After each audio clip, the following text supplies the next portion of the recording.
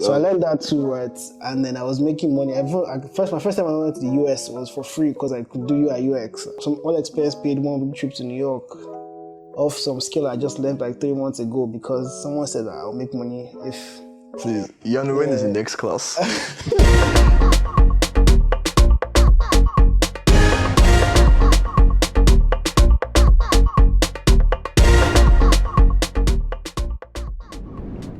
Alright guys, do we have Deji, Ayoola in the building? And we'll be talking about how to access higher paying clients too. Yeah. First question. Like I said, I understand that these things are relative, 1 man's million is another person's 10 naira and likewise.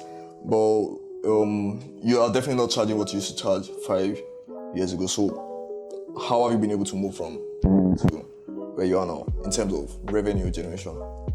From where I was 5 years ago. Yeah. 5 years ago was 2016, right? Yep. So I finished uni in 2015, and I was 7 in 2016. A friend of mine had tried to teach me how to use CorelDRAW, and I wasn't really getting... You did CorelDRAW too? Yeah, I did CorelDRAW, yeah. He taught me how to make like a circle and a square, and so like... Wow. Yeah, I learned that, and then I went to service, and then during service, I just like jumped into it myself. I like to learn things on my own, so like I just jumped into YouTube and I started seeing like what exactly I could learn, and I learned a lot by failing. So like I would literally try to do something and it wouldn't work out, and then I'll try to do it again and again until it doesn't. But the more you try to do it, like you start to just learn other things across the way. Yeah. So 5 years ago, I was learning to be a graphic designer, and then I think like I was. Maybe like in a month, I was making 25K, thereabouts. I mean, then serving, like, it was good money because I was getting 19.8 service. I got 25K, and I was also teaching chemistry and biology somewhere too. And I think I was getting like 12K from there too, so like it was pretty decent. But yeah, between 5 years ago and now, I can't really say that this is what I did that made me, but I think like the biggest contributor is just growth. It's been a desire to like grow, right? That's one. The other thing is understanding understanding value systems. Right? I wouldn't advise most creative people to do this, but like I'm very business minded, right? Mm-hmm. And then one thing that has been a difference for me is that like, as I've grown in my creative journey, like what I am at my core is a creative. I'm not anything per se. Yeah. And so like I tend to shift to value systems. So if I see that something is being valued more than the other, I'm like, okay, like why can't I learn that and make money from there also? So I started out in CorelDRAW, and then I realized, everybody said, if you can use Photoshop, you make more money. So I learned Photoshop. And then they were going to hire somebody who knows how to use Illustrator. So I learned Illustrator also, just so I could get that job. And then while on that job, I realized that photographers don't want than graphic designers, so I learned photography too. And then while learning photography, they said, if you're doing UI UX, like you make all the money in the world. So I learned that too, right? And then I was making money. My first time I went to the US was for free because I could do UI UX. It was crazy. Interesting. Yeah, it was some all expense paid 1 week trip to New York off some skill I just learned like 3 months ago because someone said that I'll make money if... Please, when is the next class? And then like when I came back from there, they were like, guys, video is the in thing. If you can shoot videos and edit really well, like you're going to make more money. So I did that. And like, guys, there's so few drone pilots in Lagos, and like if you learn how to fly a drone well, you make money. So I did that too. So basically, like my journey has just been basically like understanding value systems. And demand. Yes, if there's a demand for something, it means that like the price of it is going to be high, right? So I learned that thing, and I tried to fix myself into the markets where I can access people who are trying to buy that skill or buy into that skill or whatever it is. But yeah, so I mean, right now I'm still on a very video-based journey. I'm currently a cinematographer. That's what I do full time. But yeah, that has been the difference from between 2016 and now. It's just been really just deciding that like I'll grow like regardless of what it takes. One, and two, that I would understand how people value things and then move with those markets. And yeah, and I've just been self-growing. Nobody really taught me any of the things. Just if something making money, I check YouTube for how to do it, So you're a fast learner too. Yeah, I mean, yeah. So I watch YouTube, and there's nothing I've known how to do that I didn't learn Then on YouTube. from YouTube. YouTube is a good man, actually. I mean, yes, I have creative mentors who I've looked up to over time. Or when I say, oh, how did you do this? Someone says I did this particular thing, but I can't say anybody taught me any of the skills that I currently have. I just learned off. Yeah, that's what it is. You should do a course on how to self-learn. How to self-learn? If you have the time. If I have the time. I'm trying to be a motion graphic designer too now. That's the next thing. Okay. That's where the money is. I thought you left out for me. I don't leave anything where there's money. If there's money involved, I move. Wow. Okay. Noted. Yeah, I'm coming for you. Could you give us insight into how you're able to land your biggest gigs? Were they from referrals, or did you send a proposal? My biggest gigs. Yeah. Was there something in particular that you did? Okay, so I think a lot of people make this mistake and they feel like, so again, a lot of things work hand in hand. Like your skill level definitely is very important, because when someone feels that you can do something else good, like they'll come back. Yes. Like if they see that you can deliver on the promise that you make, they'll come back. There's a lot of very small things too. There's punctuality. There's, you see that this thing will be ready on this particular day and it's ready. There's, they don't need too many revisions. There's a lot of all these little things, right? But I feel like there's two things that have been most important when it has come to like landing my biggest gigs I've had. I think there's a third thing also. The first one of those things is people, right? I think people forget that like people in any business, people is the most important part of it. Like you have to understand people.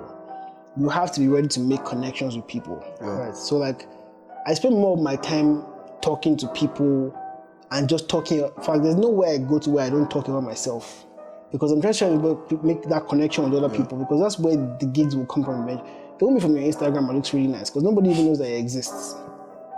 Eventually, when they know about you, they will go and check your Instagram. Yeah. But like the first funnel is meeting the people themselves. I think that for me has been probably the most important thing. Like building relationships. I value relationships a lot. I make sure that everywhere I go to, I tell people about this is what I do. Like even if you don't need it, like you can never tell who would need it. You get, and that person will say, "Oh, I know somebody who does," and like they will like, let me see what their work looks like or how good they are. And then that's where the work you do comes into play. So there's gigs that I've identified as almost like career movers, and like the gigs that I've like said, okay, like at some time like my base was maybe 50K for something, and then suddenly like someone just comes and says, I'm going to give you 200K for this, and I'm shocked. I'm like, from 50K, like I didn't deserve that 200K. And most of them, not because I was the most creative person, there's people who have better Instagram profiles than me. Like people who see their portfolio to blow your mind. You know that if you see their videos, you get. But like at the end of the day, like nobody knows them. They're not just talking to the right people. Like if I see somebody and I feel like, in fact, when I even feel like you don't even have any value, like I exchange Instagram immediately. Like I talk to you about, this is what I do, this is how I do it, blah blah blah. Even when you say this guy is just bugging my life, I just keep talking about it, because the day that you will eventually need me, you'll be the first person. You will remember that like somebody spoke to me about that. Yeah. So I think that's the number one thing, understanding people. Like it's the most important thing, trying to connect with people, trying to build relations with people. I think for me the second thing is being where the money is at. And like you can't try to make valued connections in a place where there isn't value for the work you do. Like it's just going to always just fall flat. Yeah. So I've lived in Ibadan for a long time. I live in Lagos currently, and there's just a huge difference in those markets, right? And it's not as if Ibadan people don't want to pay you the money, but then there just isn't as much value. I won't say they don't have it. Like there just isn't as much value for the work that you do, right? Like there just isn't value. I can't say more than that. Like so, like making connections in Lagos has made me realize that like there's just more. And value really comes from a place of need. Like it's an economic thing. It's a demand and supply thing. There's just more demand in Lagos. So like even though like the supply, supply is different, but assume that the supply in Lagos and Ibadan were the exact same. The demand in Lagos is almost like 100 times higher than Ibadan. Yeah. And if there's more demand, immediately the price will go up. If something is more expensive, you value more. And that's just it's basic economics. That's exactly how it works. It's the reason why people who do remote work, like developers and designers, can get gigs, high-paying gigs without moving from where they are, because like you can sell your skill without being in those physical locations. But trust me, like if you're a developer or designer in Ibadan, and you move to New York tomorrow, like you will almost be like somebody washed cataract off your eyes, because you won't believe like the amount of opportunity just waiting out there. People are actively looking for someone that can do what you can do, but you don't realize just how much demand there is, because you always just lived in a place where there really wasn't that much demand. I think the last thing is just luck. Like sometimes like you can't tell, like something just happens, like, but like if you haven't done those previous two things, like the chances that you get the luck is even very little. So I'll tell you one place where luck has come into play. So earlier this year, I was on a documentary with a friend of mine, just a friend that you know, and for me, like I thought about that gig a lot. I said like, yo, this gig is a portfolio gig for me, because I can't really say that this is paying me. Like it wasn't worth my time. But because it was a big portfolio job for me, I was like, I'll take on a project. So I take on that project, right? And I go to somewhere to shoot somebody for something very random. And they're shooting this person, right? And then one of the staff who knows me from somewhere else just comes and said, did you do videos? No, he said, did you do videos, right? Because he knew that like I did videos, but like I really just hadn't been in his space. You understand? Like, and then it kind of plays back to the other two things, like connection, because because he had heard me talk about it somewhere before, right? It plays back to demand, because just because where he is, he was actually looking for someone who can do a project that like he had on his desk and he didn't know who to push it to, right? And then obviously there's luck now, which is what like he just saw me shooting his boss for something. He's like, yeah, you do, yeah. We've been looking for someone, and I was like, fine. Now that gig it didn't have the most revenue this year, but that entire gig was 2 million naira, right? And like this nigga just gave me the next day or the next week after he had seen me just shooting his boss randomly. Like there was nothing special that I did after that. I mean, yes, he's a friend of some sort. Like where, let's say it was degrees of friendship. Like he's maybe like 2 friends away from me. Like I know he's a friend of another friend. I won't really say that we are close, right? But then I'd settled all those things before with people with connection, and so like with just being in the right space. And then there's lost luck that just came in and then bam, I'm doing some, which at the time I didn't think I was worth it. Like I was doing a 1 minute video for 2 million naira. Right. That's next level. Yeah, you get like, I mean, again, Lagos like it's small. Like I've seen people who are doing 7-9 million naira for a 3-minute video. You get like 15 million naira for a 3-minute video. Small, but like I hadn't gotten to that level yet at that time. Like there was nothing that I had done that was worth giving me a 2 million naira project. Yeah, I think I made 150K or something like that. It wasn't as if I made a lot of money from it, but then like it was. I could hire a team of 10 people and pay everybody off, and they were all happy with what they got paid. I could do the work and still boast about the work till today, and use that work to land even bigger clients. Yeah. That one gig that I executed well got me another, like, I can't really say the figures, but you get another gig afterwards that like, yes, that one, then there was now proper revenue from there. Profit. Again, yes, from there. But yeah, about landing big gigs, man, I think number one, you just have to learn to connect with people. It's too important. Number two, you have to be in the right space, because there's no point making connections in the wrong space. Like it just will fall flat. And three, man, just pray, because I mean, there's just that you can't tell when like the stars just align in your favor. When God just decides to just send somebody to you. That guy who saw me was just walking out of his own office to another office. Like it wasn't as if he was coming to look for me. Yeah. Like that guy had been on the table for 2 weeks. I'd been interviewing people for 2 weeks. Like it wasn't as if like there was something special that I had done in the past that made him. Yeah. So there's just an element of somebody will remember you some particular day and you really can't. Yeah. I think that's it for me. So when you do get those clients, how do you handle them? How do you first of all relate on the personal, on the relationship basis, and then how do you handle the business side of things, payments, delivery, deadlines? I would say that I'm not even the most. Like sometimes I wish I could do better with my deadlines. Like I don't always meet them. It's very sad. Because it's just always, I'm also trying to do too many things. So I have a full-time job also, right? So I have a 9 to 5 that I'm working every single day, and then I'm freelancing on the side. And then most people don't even know that I have a full-time job, because most people who hire me don't even know that like I have, so they just think that it's their work that I'm doing all the time. So they expect that like if they say something already this day already, so yes. But how do I handle people that I work with? I think for me, like it's so Kiwi was here earlier, and Kiwi said Kiwi something about how like you should always treat your work as a business. I think that makes sense, but I think like another layer to that is that like at the end of the day, like personal relationships is what moves business forward. Like yes, treat your work as a business, and that's fine, but like you also have to strive to be personal relationship with people that you're working with. Like they need to actually like you. It's actually important, right? Because if nobody likes you, like it doesn't matter if you're the best in the world, like they won't come back to call you. Right? So like yes, it's important that you're good at what you do, but it's also important that you have very great people skill. That when they're with you, they can laugh. That you use deodorant when you go and meet them. You get like those things are very, very important. Yeah. But yeah, how do I handle it? So for instance, like someone has just referred me for a job, right? I eventually, first thing I always just send my Vimeo to them. I'm like, oh, this is my Vimeo. This is what I've done before, right? If you see always having your portfolio ready. Yeah, okay, well that's one thing. If you see this Vimeo, you think like, okay, well, this guy is good enough to handle the job, then let's move forward. If you look at the Vimeo, you don't trust me, please don't give me the job because I don't like wahala. Yet, the thing is bigger than me, that's fine. Like, so I send my Vimeo for first, right? And most of the time, I see my Vimeo and say, okay, like, that's fine, I'll give you the job, right? So I ask them what exactly they want, right? And usually they'll just say it by mouth. They're like, oh, I'm looking for. I'm like, okay, do you have references? Yeah. So I ask for references, and they send references my way. So that way I have a more clear picture of what exactly it is they're going for. After seeing the references, I usually will draft a treatment and say, okay, I see what you're going for, this is what I'm going to do.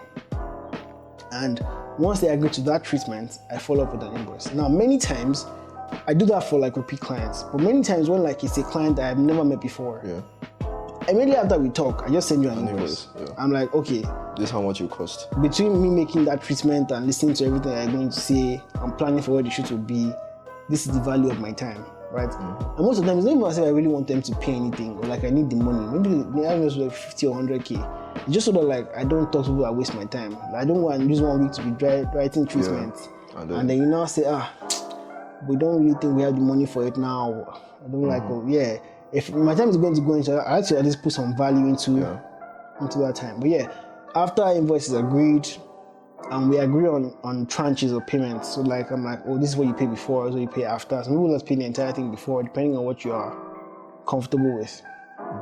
So after I go to payment, once I get the first payment, I get on the job, I deliver, and then usually like the second tranche comes when the work is done.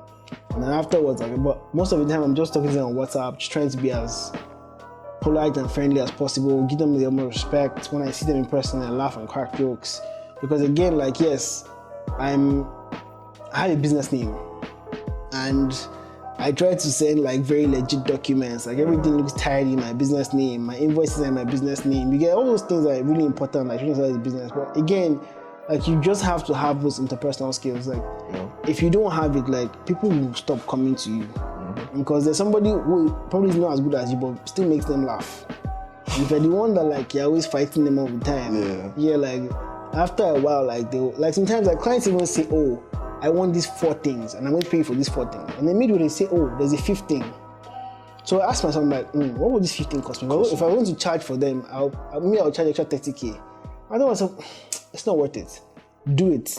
Let them be happy, right? When the next job comes, we'll charge 30K. Yeah.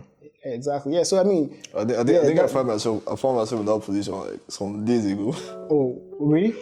Okay, I mean, like it happens, man. Like again, like you really just have to say, like, what's the word to me? Like, what if I say 30K? This person is going to be a bridge man and say, oh, I thought we already agreed on money. Why bring money up again? Blah blah blah.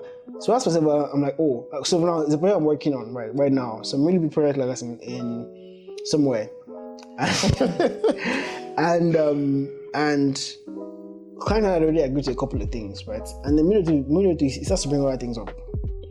And so I bring all the other things that's bringing up, right? I'm saying, okay, I can take this off. I can take this off. But like this one will actually cost me money. Yeah. I can't do this. I am sorry. Like there's no. You wanted me to go to somewhere in Lagos and go and interview somebody. Blah blah blah blah blah. I'm like, like when you're saying it with your mouth, like it sounds very straightforward. Because I have value in my work. Like I already know that like. There are a lot of things minimum, I'm going to spend probably 150K trying to get this thing done. That I didn't borrow for at all. I'm like, no. But then the thing that I know that won't cost me money per se, but will cost me some time, and I'm like, I can give you that time, that's fine. Like it's my time, I'm totally in control of that. I don't know the resources there. I'll give it to you if it makes our relationship work better. But I won't spend money on you because you understand what I'm saying. But yeah, so again, how do I handle clients when it comes to like when I get work? Like I treat myself as a builder, which is really important, but I also like try to understand that like even my clients are human too.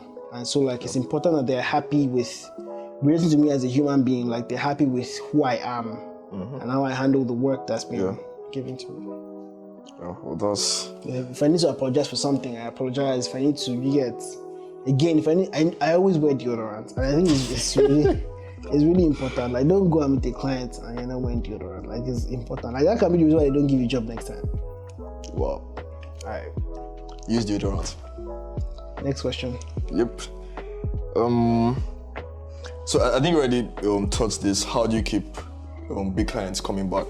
So definitely you have to do good work. Yeah, just do good work, man. Do good work.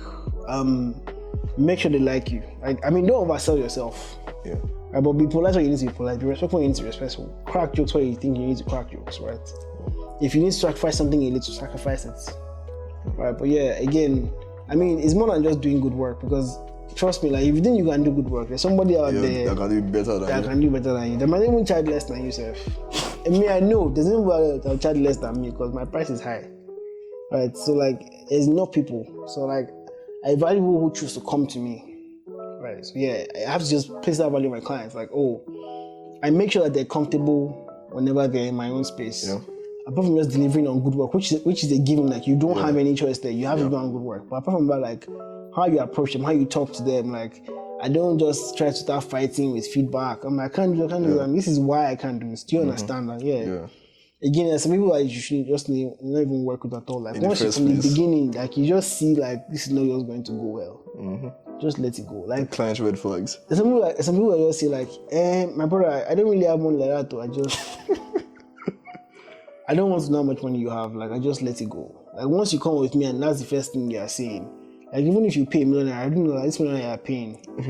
You're probably But though, like there's a flip side to that story. Like there's people who actually come to me and say, "Do you have a lot of money?" And then they offer money, and then I say, "Okay, like why?" What I do is like they ask me what this thing costs, and let's say for instance it costs 4 million naira, right? I tell them it costs 10 million naira.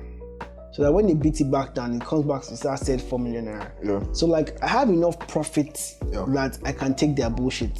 I'm like, okay, there's profit here. Just take the bullshit. Like and then when the bullshit is done, like I really don't give it. I shall work with my profit and I'm happy. Yeah. I mean, again, keeping people, man, it's a people thing.